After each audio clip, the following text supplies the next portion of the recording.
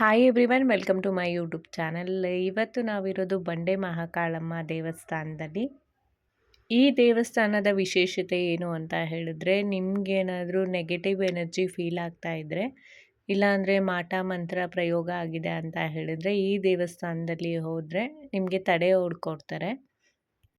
ತಡೆ ಹೊಡಿಯೋದು ಅಂದರೆ ಬೇರೆ ಏನಿಲ್ಲ, ಜಸ್ಟ್ ನೀವು ಪೂಜೆಗೆ ಏನೇನು ಬೇಕೋ ಅದೆಲ್ಲ ತೊಗೊಂಡೋಗಿರ್ತೀರಲ್ಲ, ಅದರಲ್ಲಿ ಮೊಟ್ಟೆ ಇರುತ್ತೆ, ಆಮೇಲೆ ನಿಂಬೆಹಣ್ಣು ಅದೆಲ್ಲ ಇರುತ್ತೆ. ಅದರಲ್ಲಿ ನಿಮಗೆ ದೃಷ್ಟಿ ತೆಗಿತಾರೆ, ಅದನ್ನೇ ತಡೆ ಹೊಡಿಯೋದು ಅಂತ ಹೇಳೋದು. ಆಮೇಲೆ ಈ ದೇವಸ್ಥಾನದಲ್ಲಿ ಬೇರೆ ದೇವಸ್ಥಾನದಲ್ಲಿ ಎಲ್ಲೂ ಇಲ್ಲದೆ ಇರೋವಂಥ ಒಂದು ವಿಶೇಷತೆ ಇದೆ. ಅಂದರೆ ದೇವಸ್ಥಾನದಲ್ಲಿರೋ ಗರ್ಭಗುಡಿಗೆ ದೇವ್ರನ್ನ ಡೈರೆಕ್ಟ್ ಎಲ್ಲ ಭಕ್ತಾದಿಗಳು ಮುಟ್ಟೋ ಹಾಗೆ ಅವಕಾಶ ಇದೆ. ಪ್ರತಿ ಮಂಗಳವಾರ ಮತ್ತು ಶುಕ್ರವಾರ ನೀವು ದೇವಸ್ಥಾನಕ್ಕೆ ಹೋದರೆ ಅಭಿಷೇಕದ ನೀರನ್ನ ಹಾಕ್ತಾರೆ. ಆ ಟೈಮಲ್ಲಿ ತಾಯಿಯ ಆಶೀರ್ವಾದ ಪಡಿಬೋದು ನೀವು. ಬೆಳಿಗ್ಗೆ 10 ಗಂಟೆಯಿಂದ 2 ಗಂಟೆವರೆಗೂ ಈ ಥರ ಅವಕಾಶ ಇರುತ್ತೆ. ಅದಾದಮೇಲೆ ಅಮಾವಾಸ್ಯೆ ಹುಣ್ಣಿಮೆ ದಿನದಲ್ಲಿ ಬೆಳಿಗ್ಗೆ 6 ಗಂಟೆಯಿಂದ ಮಧ್ಯಾಹ್ನ 2 ಗಂಟೆವರೆಗೂ ಅಭಿಷೇಕದ ನೀರನ್ನ ಹಾಕ್ತಾರೆ.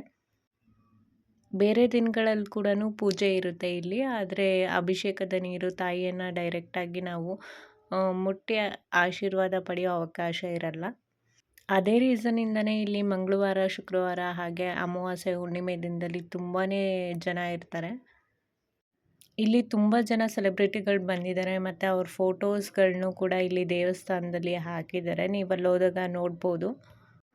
ಈ ದೇವಸ್ಥಾನ ಲೊಕೇಟ್ ಆಗಿರೋದು ಗವಿಪುರಂ ಗುಟ್ಟಳ್ಳಿ, ಬೆಂಗಳೂರಲ್ಲಿ. ನಾನು ಲೊಕೇಶನ್ ಕೂಡ ಪಿನ್ ಮಾಡಿರ್ತೀನಿ, ನೀವು ಚೆಕ್ ಮಾಡ್ಬೋದು. ಆಮೇಲೆ ನೀವು ತಡೆ ಓಡಿಸೋ ಸಾಮಗ್ರಿ ಏನಾದರೂ ತೊಗೋಬೇಕು ಅಂತ ಹೇಳಿದ್ರೆ ಔಟ್ಸೈಡಿಂದನೂ ತೊಗೋಬೋದು. ಇಲ್ಲೇ ತೊಗೋತೀರಾ ಅಂತ ಹೇಳಿದರೆ 120 ರೂಪೀಸ್. ಇನ್ನು ಈ ದೇವಸ್ಥಾನದ ಹಿಸ್ಟ್ರಿ ನೋಡೋದಾದರೆ 1509 ಅಂದರೆ ಕೆಂಪೇಗೌಡರು ಬೆಂಗಳೂರನ್ನು ನಿರ್ಮಾಣ ಮಾಡ್ತಾರಲ್ಲ, ಅದಕ್ಕಿಂತ ಮುಂಚೆನೇ ನಂಜಮ್ಮ ಅನ್ನೋರಿಗೆ, ಅಂದರೆ ಅವ್ರು ಕುರಿ ಕಾಯ್ತಾ ಇರ್ತಾರೆ ಆ ಟೈಮಲ್ಲಿ, ಅವರಿಗೆ ತಾಯಿಯ ಪ್ರೇರೇಪಣೆ ಆಗುತ್ತೆ. ಅದಾದಮೇಲೆ ಅವರು ಗ್ರಾಮಸ್ಥರಿಗೆಲ್ಲ ಹೇಳಿ 3 ಅಡಿ ಏಕಶಿಲಾ ವಿಗ್ರಹನ ಕೆತ್ತನೆ ಮಾಡ್ತಾರೆ, ಅದು ಕೂಡ ಬಂಡೆಲಿ. ಇಲ್ಲಿ ಭಕ್ತಾದಿಗಳು ಬೆಂಗಳೂರು ಮಾತ್ರ ಅಲ್ಲ, ಅಂದರೆ ಔಟ್ಸೈಡಿಂದನೂ ಬರ್ತಾರೆ.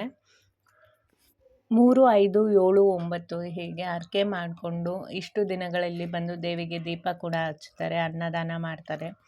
ಹಾಗೆ ಈ ದೇವಸ್ಥಾನದಲ್ಲಿ ಯಾರಿಗೆಲ್ಲ ಮದುವೆ ಆಗಿರಲ್ಲ, ಇಲ್ಲ ಜಾಬ್ ರಿಲೇಟೆಡ್ ಏನಾದರೂ ಇಶ್ಯೂಸ್ ಇದ್ದರೆ, ಆಮೇಲೆ ಬಿಸ್ನೆಸ್ಸಲ್ಲಿ ಏನಾದರೂ ಲಾಸ್ ಆಗ್ತಾಯಿದ್ರೆ ಅವರೆಲ್ಲರೂ ಕೂಡ ಈ ದೇವಸ್ಥಾನದಲ್ಲಿ ಬರ್ತಾರೆ. ಅವರೆಲ್ಲರಿಗೂ ಪರಿಹಾರ ಸಿಕ್ಕಿದೆ.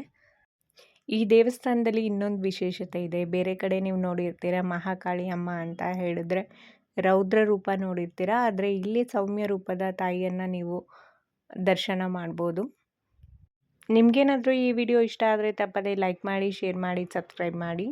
ಹಾಗೆ ನೆಕ್ಸ್ಟ್ ಯಾವುದಾದ್ರೂ ದೇವಸ್ಥಾನ ನಿಮ್ಗೆ ಗೊತ್ತಿರೋದು ನನಗೆ ಸಜೆಸ್ಟ್ ಮಾಡಿ, ನಾನು ಕೂಡ ಅಲ್ಲಿ ಹೋಗಿ ವಿಸಿಟ್ ಮಾಡ್ತೀನಿ. Thanks for watching.